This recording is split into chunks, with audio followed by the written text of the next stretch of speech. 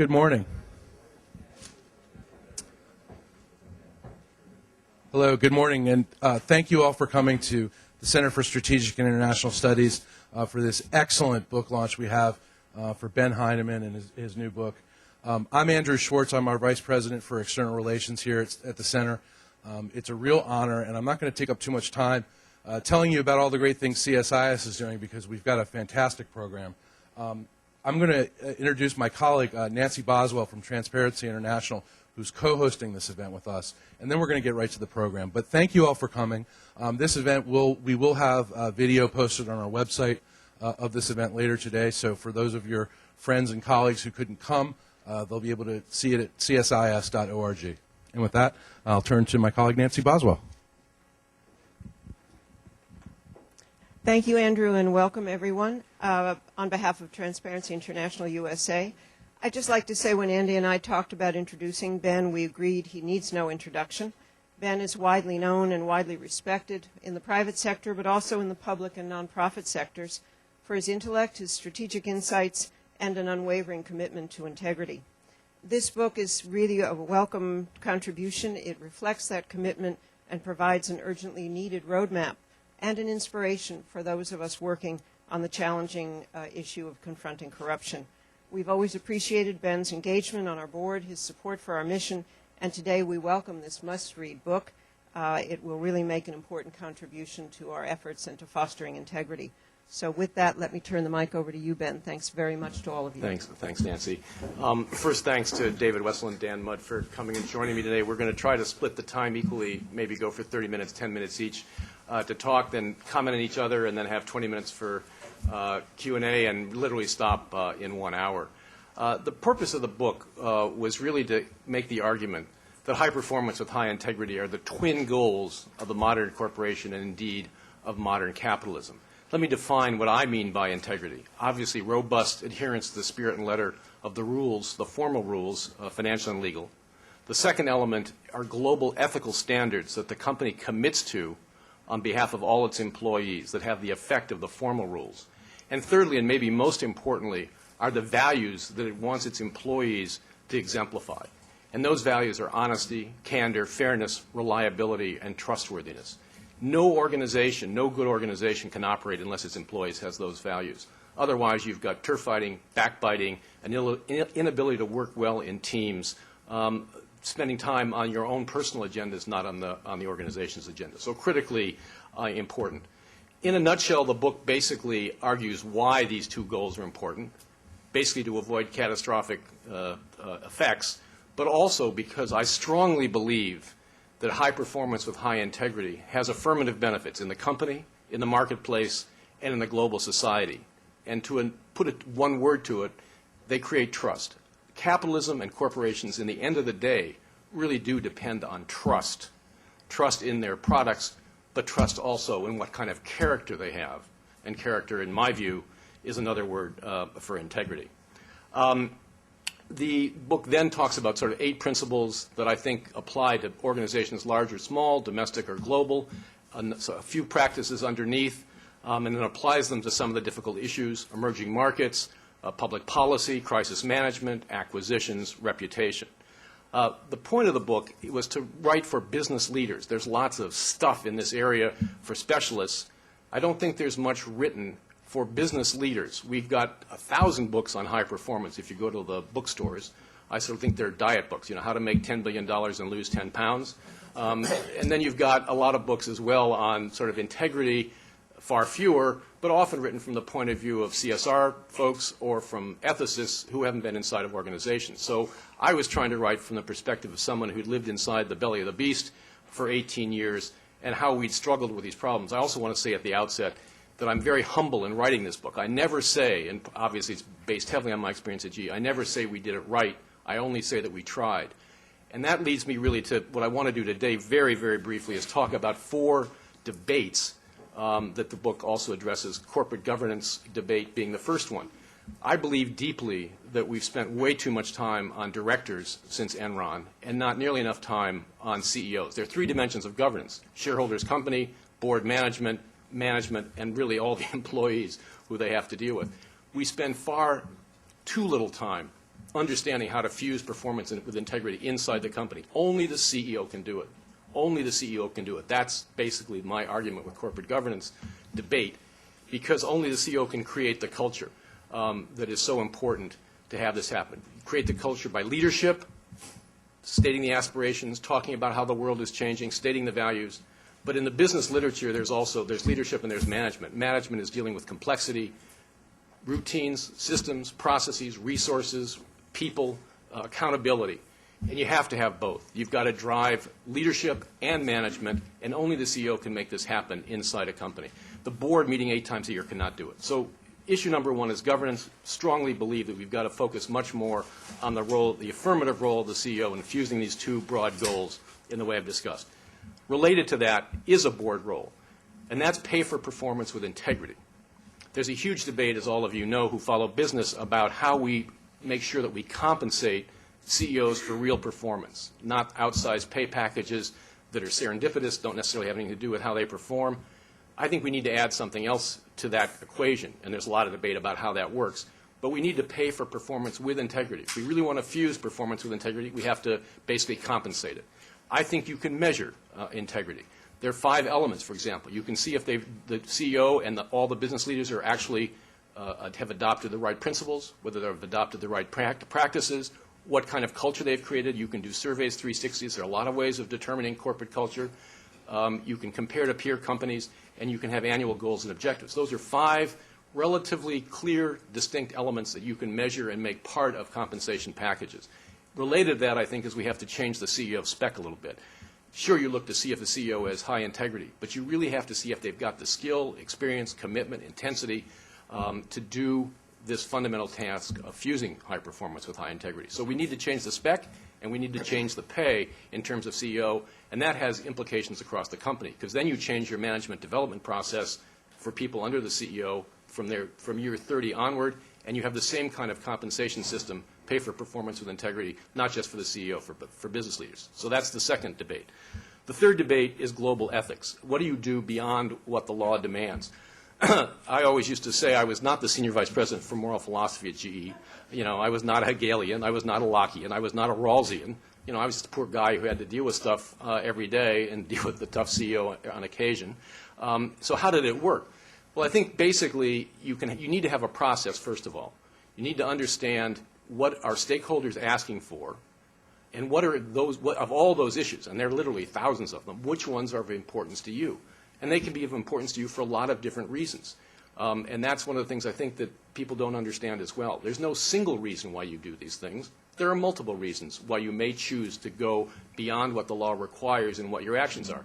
Take bribery. When we started, we just decided there was going to be no bribery, public or private, anywhere in the world, even though the law didn't require no private bribes. It didn't require basically no use of facilitating payments, and we tried very hard not to use them, although we may have had to on occasion. But that was a decision made for a lot of reasons. The main reason was if you want those values that I discussed in the employees, it totally corrupts the organization to bribe and to hide it and keep it secret. So I always would say to the CEO and the other business leaders, guys, look, there are a lot of reasons why we shouldn't do it. There's legal risk, there's reputational risk, it hurts the developing world, all sorts of stuff. But the main reason is it hurts our company. It's a cancer inside the company. Another example of a sort of global standards would be our standards for global sourcing. That was partly because we didn't want, where we would go and look at health and safety, living conditions, wages, those kinds of things. And we would do it partly because we didn't want supply interrupted, because even though there was episodic enforcement in these markets, they could still come and stop your supplier from working. You didn't want that. Secondly, we had to answer the critics of globalization. At least at GE, we were an iconic company. An awful lot of the globalization debate is about labor markets. You don't want to be exporting bad practices that you wouldn't do in the U.S. So we wanted to have our suppliers, even though they were not part of us, we wanted our suppliers to have good practices. So there again, a combination of sort of policy arguments, prudential arguments that led us to what we called ethical sourcing.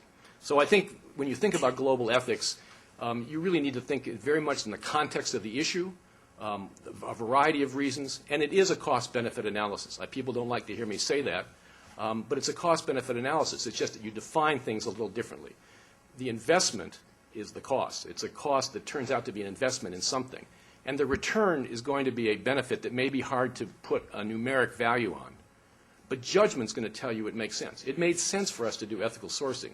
We didn't really worry too much about the additional costs. We had to be at these suppliers anyway to look at them. We didn't do a discounted rate of return. We just concluded as a matter of judgment that it was the right thing to do. So when you do this cost-benefit analysis, you have to think of the cost as investment, and you have to think of the benefit as something that may be more accessible by judgment than by numbers. Last debate, corporate citizenship, and then I'm going to stop. Corporate citizenship, in my view, is a better way to think about corporate social responsibility. The real question is, what's the role of business in society?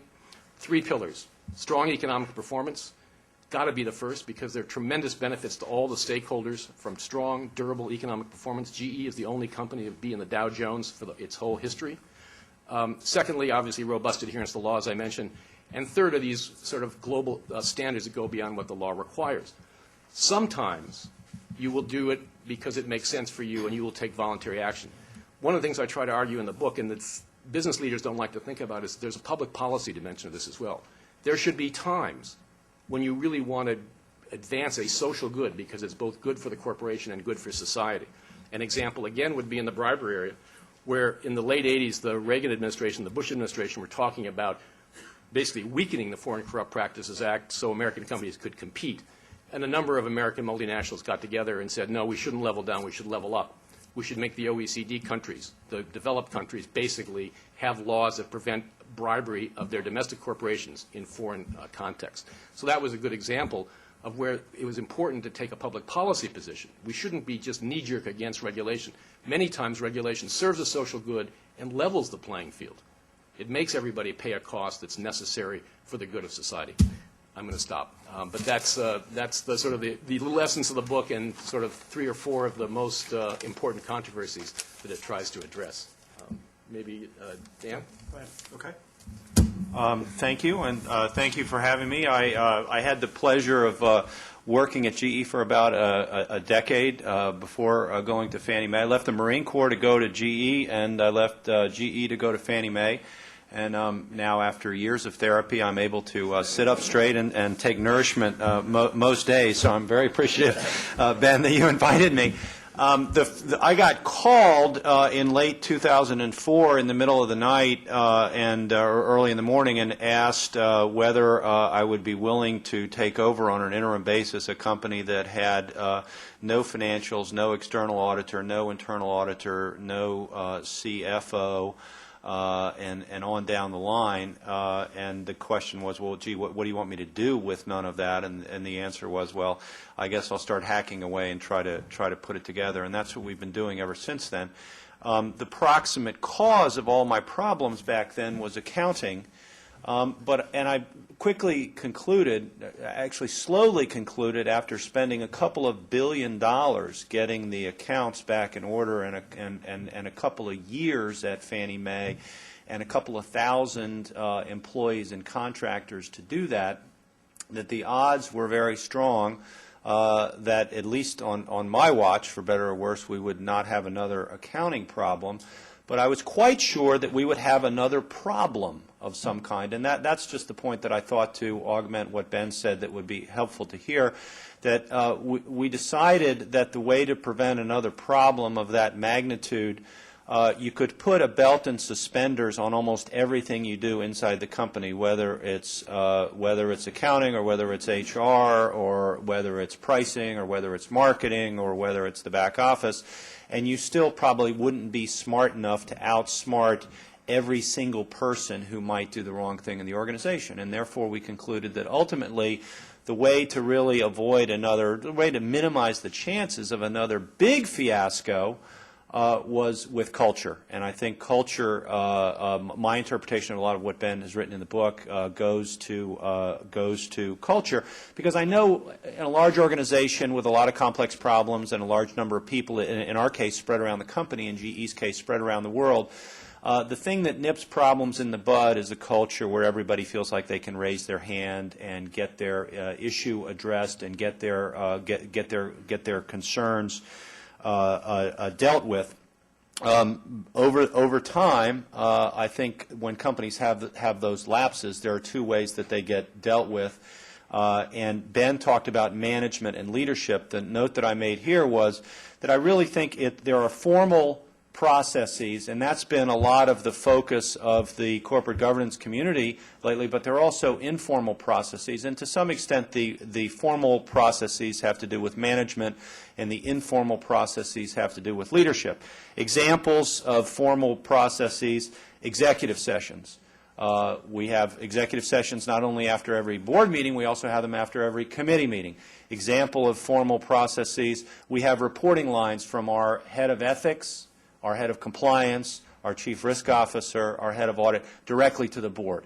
Not to me, formal processes. They have specific objectives. We have specific objectives for culture, for behavior, for the way that we do business. Code of conduct, a management pledge that's basically a pledge that figuratively our managers raise their right hand and say, here's how I'm going to treat the people that work for me, and here's how I'm going to treat the people that I work with. Formal. We have an executive committee that makes most of the central decisions in the company, and it has on it the general counsel, the head of HR, the head of internal audit, as well as the head of ethics. But I think, importantly, equal to those formal processes are the informal things that you do. So walking around and making yourself, as the CEO, accessible to people so that they can address you wherever they're comfortable. And unfortunately, the places they turn out to be comfortable often turn out to be pretty amusing. Traditionally, the men's room, figuratively, people's offices, but literally on one family holiday, it emerged that both my wife and I had forgotten to go out and buy the turkey. So with about an hour and a half to go, I rushed up to the supermarket under deadline to buy the turkey. And as I was standing in the line with the 26-pound turkey, I didn't know how I was going to get it cooked in the hour and a half that I had available. And that's a story for a different forum. But standing in the line with 26 and a half pounds, I think it was, turkey, somebody came up to me and said, you're Dan Mudd. I work at Fannie Mae. And I've got some ethical concerns about things going on in the company. So, management by walking around involves a lot of real estate. So I put the turkey down, and anyway, the tacos were good that night. Okay. But the informal processes, I answer every email that comes into me. Eventually, personally, I have office hours. Employees can come in and express concerns, and they certainly do. We say again and again and again and again to people, if you feel that something is going on, you have to raise your hand. It's the equivalent in the manufacturing world of you have to feel free to pull the lever that stops the assembly line. We try to answer questions. We try to encourage questions. And those folks that I talked about that had the independent, while on one hand they have a reporting line that goes in to the board of directors, they also have unfettered access to our regulator and to our compliance hotlines and all those other things. And I think the more you make those things informally possible, probably the better off you are. So I think ultimately creating that culture where the next time, as I say, it won't be an accounting issue that somebody raised their hand and I think we're in the wrong place, but it'll be a different issue. It'll be an HR issue, or it'll be a workplace issue, or it'll be a business practice issue. But if the culture enables people to access both the formal and the informal byways, and the mentality is it's better to raise your hand and deal with the problem when it's this big, because as we all know, most of the time the incidence of the problem is actually this big. It's the post facto reaction to the problem that causes it to spin out of control and completely divert the organization from its purposes.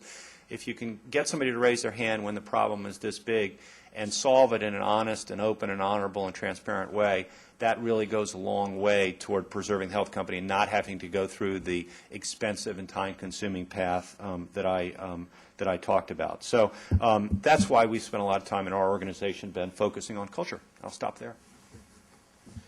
No, thank you.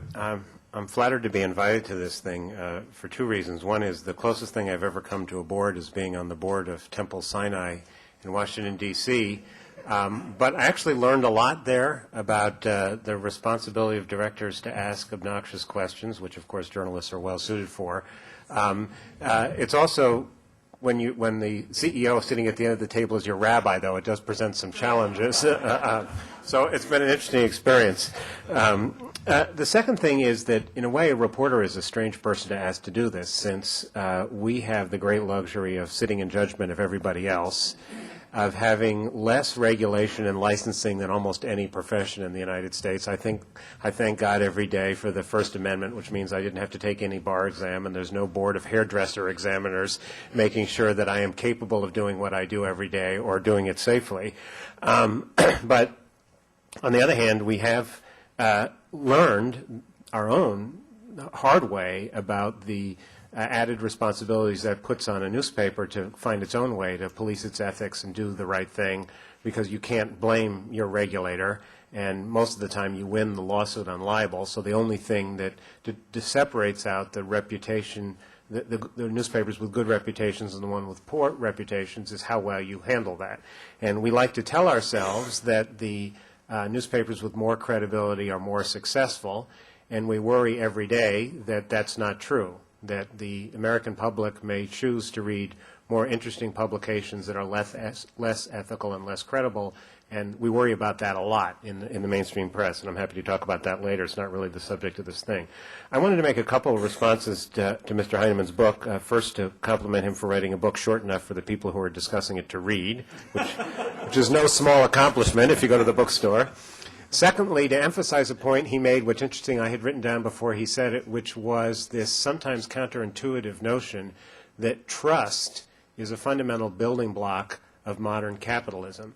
I think if you stop and think about this, your initial reaction might be, well, you know, capitalism is this big anonymous thing where General Electric does business with Fannie Mae, which does business with Dow Jones or News Corp, and it's all a bunch of anonymous stuff, and it's all done impersonally with automated underwriting systems and legal documents that are hundreds of pages long to imagine any eventuality, so that there's no trust involved. But I think actually the opposite is true, that in some primitive economy where you actually know everybody you buy and sell from, where if your neighbor sells you eggs that are rotten and you're going to have to see them the next day, it's all sort of on the table. You don't need to trust them because everything's on the surface, and it's very personal. It's your neighbor you're buying from. Whereas we every day conduct anonymous transactions, some online, some at a cash register, some by telephone, and we sort of trust that the people on the other side will do what they say they're going to do. And we have these systems for sort of matching the paperwork later, or supposedly these legal documents that are supposed to work out things. But, you know, the disputes that end up in litigation are not the successes. It's the number of disputes in American business that get worked out without litigation, because maybe the clause wasn't quite written for this eventuality, but people of goodwill managed to find a compromise that I think is what makes the system work. If we had to litigate every business dispute, the economy would grind to a halt. I know Dan probably thinks we do litigate every business dispute, and there's some evidence on his side. Secondly, I'm fascinated by the CEO board distinction that Mr. Heineman has made. I'm mostly sympathetic to it. We know that in the end somebody has to be responsible, and we know if you cover public policy that the decision that John F. Kennedy made in the Cuban Missile Crisis was not one of process. At some point his judgment came to play, and he stood up to the military, and we didn't have World War III. And at the Federal Reserve today, in the end, it's Ben Bernanke has to make a decision about what's the best thing to do, and most of the other people in the Federal Reserve will follow him. So despite the fact that we're a big, complex society, and we like to think of ourselves as a government of laws, not men, we rely to an extraordinary extent on the judgment of the people we choose to be our leaders. I'm reminded of a conversation I once had with Paul O'Neill when he was at the Treasury, and I was writing some about the corporate scandals. And as you know, if you go talk to someone who's the Treasury Secretary and you want to talk about the Treasury or the President, you get a lot of, well, in Paul O'Neill's case, you don't get much caution, but you generally get a lot of caution. But when you ask them to tell war stories about their last lives, they get very interesting. And Paul O'Neill was discussing the corporate scandals and described a situation where he had someone come to his office when he was CEO of Alcoa to sell him a tax shelter, a corporate tax shelter, that was right on the line. You know, the lawyers and the accountants would have said it was okay, but it really smelled. And he told me, he threw the guy out of the office, and he did it very loudly, because he wanted all the staff to know that he was trying to send a signal that we're just not going to go play this close to the line. I don't want anybody ever to send me another guy like this, even if it would save Al Cohen money. And I know from my own career as a journalist that those moments where somebody does something like that, where an editor tells you, I think you're probably right, but I'm not sure enough to run the story, so we're not going to run the story, those are the ones that stick with you. I think we can't let the boards off the hook, though. And I had a conversation with a bunch of businessmen after the Enron scandals where they were making excuses for what the Enron board had done, and they were testifying to the wisdom and integrity of the individuals who had been on the Enron board. And finally, I got sort of impatient, and I said, look, these guys approved a waiver of the ethics policy so the CFO could be on both sides of the transaction, on his own interest and on that of the corporation. And if that's what a board does, then what's the point of having boards of directors at all? Right? And I think that there's it's worth thinking about. If the boards of directors cannot do what Ben Heineman thinks they ought to do, basically pick an ethical CEO and set up processes that can prevent most of the big mistakes, then there's a question of why do we have this form of capitalism at all? Let's just have some other way of picking our corporate leaders. I think that it's if it were always in the interest of every organization to be ethical, there would be fewer unethical businesses out there. The real questions come not where it's in the long-term interest of a company to do something and it just doesn't realize it's in its long-term interest, but where there may actually be advantages to doing something that's unethical or at least on the line. And I think those are the really interesting moments. The cases where a company that really is not as big as GE and Fannie Mae and really cannot afford not to get this contract that their competitor is bribing somebody to get, or the company that's doing business with Walmart and knows that if it can't shave costs a little bit, Walmart will go to somewhere else. Those are the really interesting circumstances, the places, and they exist. But the most interesting moments are the ones where a company makes a decision to do something ethical that it's hard to argue is not going to hurt it in the short run and might hurt it in the long run. And I think that it's too easy sometimes for people to say, I think it particularly comes up in environmental things, to say, well, if you only had the right worldview, you'd see this was in your interest. Well, sometimes you have to do things that are right but are not in your interest, and I think those are the really interesting close calls to study. I think that, as both gentlemen mentioned, the real test comes not in how you set the principles, but how you respond when something goes wrong. And I think that's a lot harder than sometimes we make it seem. In newspapers where this comes up is not so much internally. I think we actually are more thoughtful than most people realize about what we do. We're more conscious about the impact that a negative or unfair story can have on our readers. And where I see us making mistakes are not where we stopped and thought about, is this right or wrong, but where because when we do, we usually make the right decision, but when we were careless and didn't think about some implication. And that's where we get into trouble. I'm sure that happens in business as well. But where we run into trouble is, what do you do when you get the call from the whistleblower? And the whistleblowers are never simple people, you know. The people who identify problems inside Boeing or inside the FDA are never these people who've led wonderfully model lives, have been totally lived, never passed a car where the line wasn't dotted, and have never, cursed on the telephone. They tend to be somewhat crazy people who are conspiracy theorists, and you have to evaluate whether they're they have a vendetta against somebody, whether they're nuts and paranoid, or whether they're actually onto something, because, as you know, just because you're paranoid doesn't mean somebody's not out to get you. And it's tough. And I don't think we always make the right call. We turn away some whistleblowers who are actually onto something. We sometimes run with whistleblowers who they are telling us the truth, but they've seen such a small piece of the puzzle that they really don't give us the whole story. And finally, we sometimes, and this is one we've wrestled with quite a bit, have to make sure the whistleblower knows what's going to happen after you write the story and they get fingered. Because the people who have committed something unethical are interested in protecting the reputation of the company, whether it deserves to be protected or not, do go after personal assaults on the character of the people who make the charges. And so those are also tough. It's easy to say, as Dan Munn did, that we have a culture where if you stand up and raise your hand, we won't shoot you down. But many companies or government agencies don't have that culture, or say they do, and in practice don't. I can't remember what number I'm up to, so I'm going to start numbering, but I want to make two more points. One is, this business of what's socially acceptable and ethical is not fixed. It changes over time. And I think that's one of the most difficult things for all of us to deal with. I'm not going to ask Dan to talk about the mortgages that one of his predecessors got from Countrywide, but I am interested in what Ben has to say about that.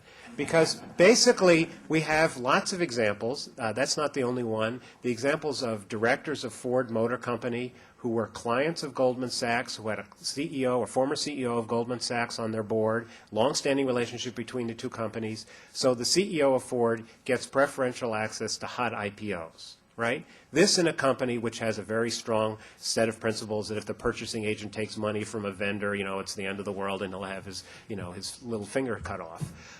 So somehow some things people do it because everybody does it. And then suddenly after the fact we decide, well, that really smells. And how to deal with that changing social mores, what's socially acceptable, what's ethical, and not to fall victim to it, to think that something's okay because everybody else does it. It's good to be the guy that says, look, every other company may bribe people, but we're not going to bribe. That's an admirable thing. But it's also true that sometimes people who get involved in these things really didn't think they were doing anything wrong because everybody did it. And how you think about how to deal with that after the fact, as Jim Johnson is discovering, is very tricky. And finally, and this is the part of the Ben's book that I like the most, is it's not about some detailed code of ethics with 14 subsections for what you do if someone tries to pick up the check for you when you went to the ball game. It does have to, in the end, come down to some deep sense of what's right and what's common sense. Because individuals who have to make these decisions are not going to consult some compendium of ethics to say whether that's right. We have an ethics code at Dow Jones. We all have to sign it. We now get it electronically, and you have to check every paragraph that you've read it, and you have to send it back. And if you don't send it back, the internal audit comes after you and say you're not going to get your check. But when the decisions that I've had to help reporters make have never been anything that's in that code of ethics. We're not, those are the gross violations that are so obvious that if you do it, you're basically a crook. Foster Winan selling information about what was going to be on the herd in the street to some stockbroker trading it. I mean, you don't need a code of ethics to know that's wrong. It's the much more difficult decisions about how you treat the people who are our sources and whether our responsibilities are more to our sources and to our readers, and whether you treat a 14-year-old son of a CEO who answered the phone and said something he shouldn't have said the same way you would if the CEO's PR person answered the phone. Those things basically come down to a kind of what's right, what's common sense. You might want to consult the lawyers, and we do, but we've had very good experience with lawyers who said, I'm here to tell you that you're not going to get sued on this, and if you get sued, you'll win.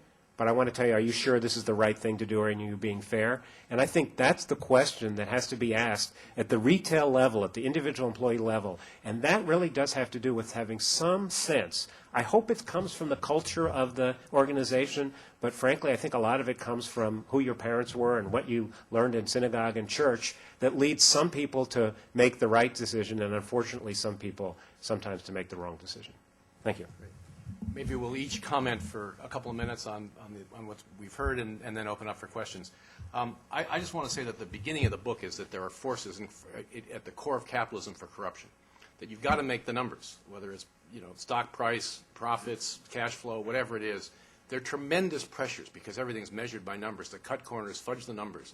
And I think you have to have a very realistic view of capitalism and understand that if you're going to manage it, because you've got to basically constrain those pressures for corruption and then turn them into an affirmative culture. That is a very, very difficult task. But we should not be naive about what goes on, and that's why we see these endless cycles of corruption, because greed often wins out over integrity and ethics and those things. That's point one.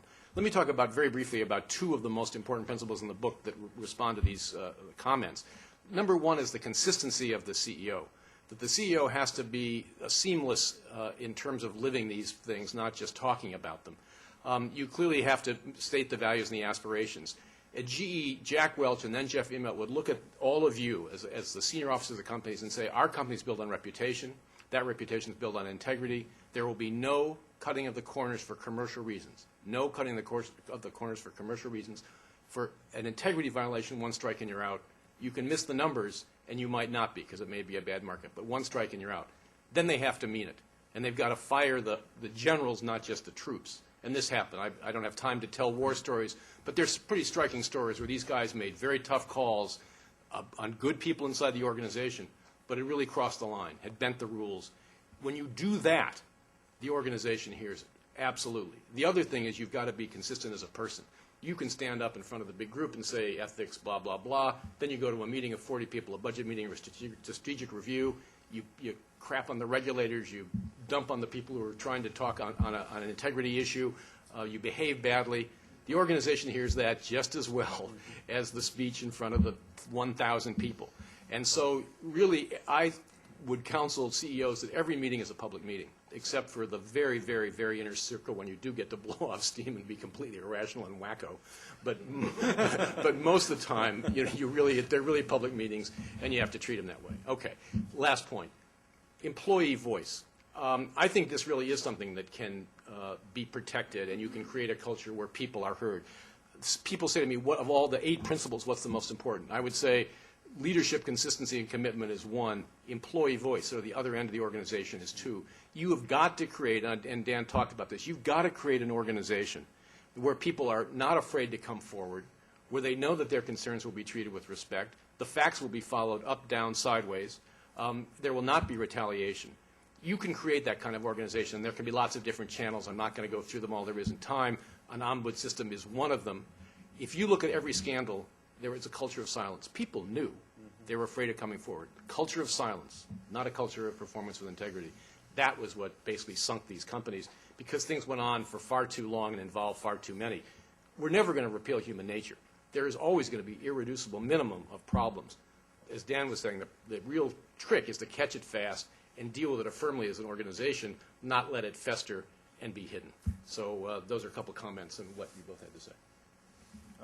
The things I'd say on what I heard were, one, I think the point about what's the boards and what's the CEOs, there's a temptation present that I think comes logically out of government and out of bureaucracy and out of some organizations that say if you care about something, the higher up you move it in the organization as a focus, the better off it'll be. The highest thing in the organization is the board. Give it to the board. And one policy thing that I think we're doing in the United States is giving the board so many obligations to fulfill that whether they meet 8 times a year or they meet 12 times a year, in one year our board actually had over 200 meetings or committee meetings during the course of the year. There's still not enough time in the day for a board that operates on a not on a full-time basis to attend to those. So I would second that fact. I think the point about the CEO being who you are, these jobs, like anybody's busy job in this society, so strip you down to your essentials that if you try to make your essentials something other than what it is, people will see through that, and you'll ultimately, I think, fail. And the last thing I would say is this whole notion of Paul O'Neill and the close calls. It's really clear when somebody hands somebody a bag of money for giving them business that you've stepped over the line. But the way that these things actually appear, and there was a famous case we used to do at GE that said, think about the conflict that the CEO has created by 2 pronouncements. We are a total quality company, and we are committed to delivering on time. I mean, nobody can disagree with either of those things, right? Okay. Now what happens is a product comes down the assembly line, and it's not perfect. It has a non-fatal safety, non-safety-oriented defect. It's not painted right. All right. It's not total quality, but if you stop the line to fix it, you're not going to deliver on time. What do? And you can write a 3rd rule for that, and you can write a 4th rule and a 5th rule, and you can write a 10th rule for everything. But ultimately, again, it goes back to the point I think I was making before, which is at some point somebody at the right level of the culture is going to have to decide where do you make the trade-offs. And those type of conflicts are where these things often emerge on a day-to-day basis, and the wrong decision immediately escalates to something humongous. I don't have much more to add except to say that it would be nice if we all got to work for well-managed companies, but many of us don't. Not speaking of my own, particularly at the moment. And so the point of this book is to preach to people who run the companies at the top to make them well-managed. But I think all of us have worked in organizations which aren't well managed, which don't have clear principles, yet you still have to make these decisions. And a lot of the scandals we see come from companies which clearly had never had the conversations, like as much conversations as we've had in the last half hour with their managers or employees. Questions? Yes. Very interesting set of presentations. Thank you. I'm Deborah Miller. Is this on? Yeah. There was an interesting article in today's Washington Post, and it does get to the matter of what is integrity and what do perhaps governmental entities have to do to foster integrity. The EU has decided to implement a chemicals directive, which, in distinction to the United States, chemicals have to be approved in the EU before they can be used in particular products. It's different. It's the opposite in the United States. Because there have been chemicals that have been used in products that cause cancer, among other things. What do you think of that level of regulation as a substitute for a more laissez-faire approach and letting a company have integrity and decide itself for what is safe? That's my first part of the question. The second, Maybe in the interest of shortage of time and other people, could we just maybe leave it at one part? may I just say one little Sure. thing? One of the things that's interesting to foster integrity in the EU is that the EU, any EU company that uses a chemical, will list it on a website and allow people to actually look at the product on the website and see what chemicals have been used in the product. So it kind of opens the process, lots more whistleblowers, lots more information, lots more transparency.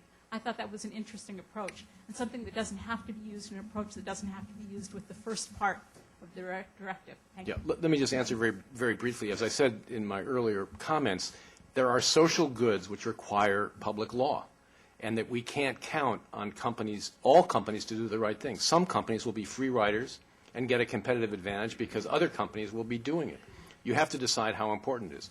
Cancer-causing chemicals, and I'm not going to compare the EU with the U.S. regimes, but cancer-causing chemicals are clearly a problem. It's a social good.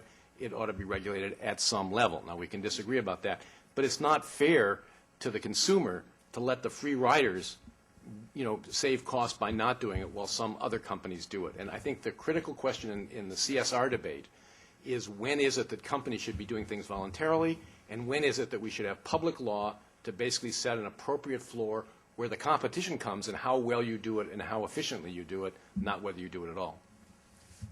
I want to highlight just one thing what you said, because I think it's an important distinction. Life and business involves taking risks, and the weighing of risks is a very difficult thing. I mean, think about the decisions that are made about whether to put a drug on the market that helps a lot of people but might have some side effects. And we do not, in our society, do a very good job of communicating risks. We are sometimes more irrationally afraid of something, the story of the guys who don't want to live next to a nuclear power plant but never wear seatbelts and smoke. I think we have to be careful to say that because someone took a reasonable risk with good judgment, not that they put a cancer-causing chemical into something, but they decided to put a drug on the market because based on the evidence they had at the time, that was the right weighing of the pluses and minuses, that if they made the wrong decision, that was prima facie evidence that they were unethical. I don't think that's right, and I think we sometimes do that. Okay. Yes. Thank you very much. I'm Don Shirk. I'm at Johns Hopkins CSIS. Thank you, Mr. Heineman, for a very stimulating session. I doubt if this kind of grouping would be held 15, 20 years ago, and therefore CSIS and Transparency International get a healthy round of applause. But let me just assume a scenario. Let me say on January 21st, the new President of the United States had just made his cabinet-level appointments, and they're all seated here in the front row. And the President has asked you to address them on their first day of work with the following statement. This is not going to be an easy job for you, gentlemen and ladies, because the United States' reputation internationally is at a 50-year low point. How would you go ahead and talk to the Cabinet? I thought I was here for a private sector. Private sector is tough enough. Public sector is far more complicated. Look, I really feel so humbled to even talk about the thing. I think it would be respect for people's point of view, greater respect than we've shown in the last 8 years, that we live in a multipolar, multicultural world, and that we need to listen to respect of people whose views may differ from ours, and I'm not talking about violence now, but different views of economic systems, political systems, cultures. And I think that we would need a process that would put all those issues on the table and try to come to more mutual solutions than we have in the past. That would be one thing I would say. But does anyone else want to be the presidential advisor today? No, we could have a moment of prayer. That would be. Yes. You, yeah. Thank you, Mr. Heineman. I'm Gang Xu with Morrison Foster. I have a question about how do you define the role of the in-house counsel when you face with tremendous pressure from the business side to get things done and executed? It's a really good question, and I hate to tout the book, but there is a whole chapter or section on the partner-guardian tension. I believe that the critical job, the most difficult problem for the inside staff, and I include the CFO, the HR leader, and the general counsel in this, is being partner to the CEO, because if you're not really partnering with them, you're going to be excluded. You won't be in the conversation. And at the same time, basically being guardian of the company. And they're often in conflict. This CEO is highly rational, incredible great judgment, always has great process. But most of the time, they're high energy, want to get it done, want to make the decision fast, don't want to necessarily consider all issues. So it requires both getting the time and the ability to assess the issue properly and give the CEO options. So it requires a lot of courage and a lot of guts sometimes to do this. And the point of the book is not, we shouldn't put the burden on the CFO and the general counsel and the HR leader. The CEO and the board ought to accept that this is the kind of role we want. We want people to basically raise issues that are difficult. Some will be ones where we say it's black and white and you cannot do it. Most issues are gray, very gray. And so then the question really is one of analysis for people who were sitting in my position. It wasn't that I was going to say, do this or do that. I was going to say, look, we're not in the black and white area. Here are your options. You can be very gray, you can be somewhat gray, a little less gray, and those all have cost consequences, but it's your decision, because I really did believe that. It was not, if it wasn't black and white, I felt it was the CEO's decision. My job was to do the analysis and give the options. But to get the time, to be able to do it, and then to be able to give a recommendation, again, goes back to the culture. The leaders have to want that. Otherwise, these jobs are very, very, very difficult. If you're a naysayer, you're excluded. If you're a yaysayer, you're not a guardian. And that's the great dilemma. And it really is, trust me, for anybody who's been inside in these positions, that is the guts of what their role is all about, finding that balance. The comment I would make as a consumer of multiple general counsels, but general counsel services is a general issue, is that the role of the general counsel has got two components to it. I mean, one, the component that the general counsel has that outside counsel will not have is the deep understanding of the business, and therefore the ability to take the business approach and the legal, appropriate, correct, regulatory, straightforward way to do it, and put those two things together. And so a general counsel that doesn't understand the business and the issues facing the business and is looked at solely as a legal expert is a big problem for an organization, or probably will create a big problem for an organization.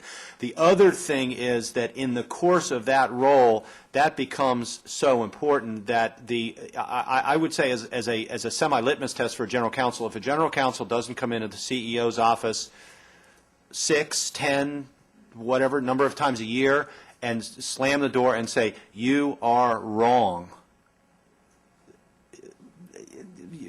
he or she may not be doing their job. And I had this happen to me 2 hours ago, so it's extremely it's extremely sensitive and topical for me. But I'm not going to tell. Do you want to go further? She was right. I was wrong, but don't tell her that. Just let me add one other thing. I think going back to something that David said, I talk a lot now to young law students and other people, and I say, look, the first question you're taught to answer is it legal? But really the right question is it right?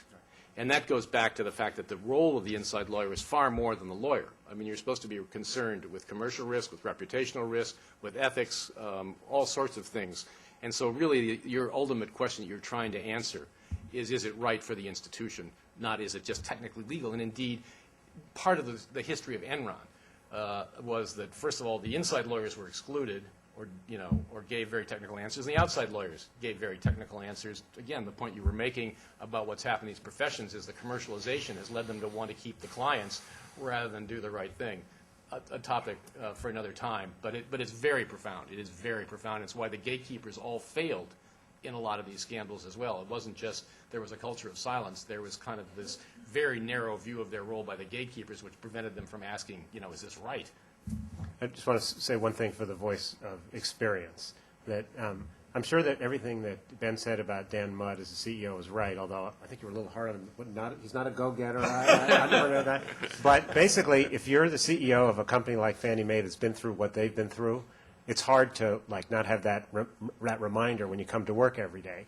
And the difference between a smart editor who is, was a Rhodes Scholar and has been doing it for 6 years and really can explain to you in layman's English how nuclear fusion works, and someone who may not have finished college, has been around the newspaper industry for 40 years, is that you have that moment where the voice, the wisdom that comes with experience, it says, I just don't feel right about this. Let's not run the story tonight and take another time. And my image of the general counsel is that the best general counselors are the people who are seen as not only smart about the law, but somehow wise, in a sense that they can say something that you don't learn in law school, but you learn because you got burned 6 times previously with something similar in your career. Yes. We heard a lot about moving beyond the boards of directors to management, specifically the CEO. But the larger these organizations get, the more the ranks down to middle managers can also be involved in conflicts of interest. So my real question is whether it be a GE having a subcommittee of middle managers deciding where the next plant might be located, and some of them might have real estate interests, or whether it be Fannie Mae managers deciding, or maybe with conflicts of interest of some of the financial firms they're dealing with, or a family member. Those are the questions that are going to come up increasingly. So, and same applies with journalism and media as well. Are you asking of your employees more in terms of full disclosure and to recuse themselves when they're involved in potential conflicts of interest? Absolutely. I mean, one of the core policies of any modern corporation, whether it's administered properly or not, is conflicts of interest. And it indeed is a disclosure question. The first issue is always you're committing to the policy to disclose any family or other interests that are in conflict with the interests of the corporation, and then the corporation has to decide once the issue surfaces what to do. This is pretty basic stuff, and I don't think it applies to top leaders. It applies to middle managers. It applies to people, in India or Indonesia or China. So I think it's a pretty fundamental policy, and there are very fundamental ways in which these policies are administered, primarily education, especially when you're in cultures like in China, where conflicts of interest are really a way of life in terms of family relationships, and you have to spend a lot of time on education and training to say, look, we're not being critical of Chinese culture. We are a transnational culture. We are a global, uniform culture. We are just going to do it differently, and then have them believe that you mean that and that they can accept that. So I think it's a very fundamental question which every company faces, if that answers your question. Nothing to add except reflecting on the time that I was at GE. This translation was one of the big challenges at GE, because you did operate in a lot of environments that had traditional family relationships, and those family relationships were in fact also the basis of all the business relationships. And so the blend, and I got involved in a lot of these, was that typically if there were a new acquisition or a new business going into a new country, you had to create a management team that was a blend of folks that knew the local market, but also folks that could effectively import the GE culture and, interpret it for what it meant and how it could be applied, how it could be clarified at the local level, but without sort of sacrificing those global standards. And as for Fannie Mae, I mean, one of the interesting facets of our business is they're a relatively small number of people. So the answer is yes, every employee from the top to the bottom goes through those questions and is bound by the same rules that I am. Maybe two more questions, then we'll keep to our hour. Yes, please. Thank you, Paul Stern. My question has to do with thank you very much, relationship between management and boards. And I've had the pleasure of sitting on a number of corporate boards, and I've reached one dilemma at one time where I thought that the CEO was so bad, and the situation was so bad, but that in order to correct it, you would have, I feared, tanked the stock. The situation had gone off the rails. Now, what do you do about something like that? In other words, you have a responsibility to your shareholders from a point of view of the value of the stock. And you know that you cannot really change the whole situation except by going out to the press and doing so. Or alternatively, there are 3 or 4 alternatives: resigning. Well, of course, I won't deal with hypotheticals, but I will. I mean, it's pretty hard. It's pretty hard in those situations. I mean, if you keep the CEO, it's only going to get worse for the shareholders. I mean, if the CEO is completely if he's manipulating the situation such that you are a minority on the board. Yes. Well, I think in those circumstances, at a minimum, you probably should resign personally. Okay, and then I think there's always the dilemma of the leak, and it's hard to know if it's just bad business judgment as opposed to unethical behavior or illegal behavior. That may be one case where you probably don't go to the press. If it's illegal behavior, can get more complicated. I mean, I really would need to know more facts. But I think resign, business probably not, legal, ethical, certainly hard question. I mean, I would say the same thing, that it's our experience, and I think the market's experiences has been universally that bad news or stinky situations don't keep particularly well, and the longer you wait, the worse they get. So do the right thing and get it over with. Okay, last question, sir. I'm Glenn Ware from the Pricewaterhouse Anti-Corruption Practice Group. There's been a heightened increase in prosecutions. Can you speak up? There's been a heightened increase in prosecutions on the Foreign Corrupt Practices Act, and the question is that increase sufficient to drive corporate change? Do you think that they got the number right? Are they applying adequate resources so that they're going to get the return that they seek in corporate behavior, or does Mark Mendelson and crowd have to double the number, triple the number? Are corporations taking note of that, or is it still not where it needs to be? I think the U.S. is far ahead of other industrialized nations, sadly, that under the OECD convention, which basically made foreign bribery by domestic corporations illegal, the U.S., even though it only has 10% of the OECD exports, has got more than 50% of the prosecutions. So one comment would be we have to do a lot better in the U.K., which has had 0 prosecutions since 1990 when the convention was ratified. Japan just had 0. And so that's certainly one issue. I think the question of, you'd have to look at sort of what's their success rate. I think that corporate culture on this issue in the United States, my experience from traveling around the world and talking to other companies, and I've just come back from Germany, is better. And so I think the reality is you do need the stick, you do need the deterrence. Hopefully you can turn that into the affirmative culture that I'm talking about. But I guess I'm pretty old-fashioned. I think on some of these things, having the rule of law and having the threat can be an important part to get people headed in the right direction. I can't speak to the right number of cases. And I don't think you're finding too many cases with the big multinationals. My guess is that a lot of these cases are smaller companies. And just on that subject, if I might for 1 second, David raised the question, well, what about the small companies? I think the reality is for small companies, because I'm asked this question every time I make this presentation or something like it, for small companies, number one, they often want to be bought.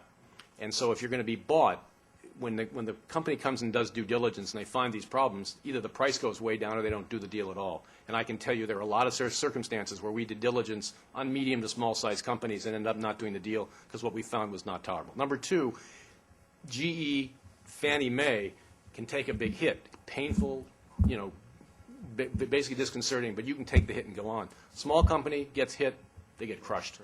So you run a lot of risk. And then the third question goes back to the kind of employees you want. I really do believe, maybe everyone will look at me as a hopeless idealist, that these qualities of honesty, candor, fairness, reliability, trustworthiness are what make a company go.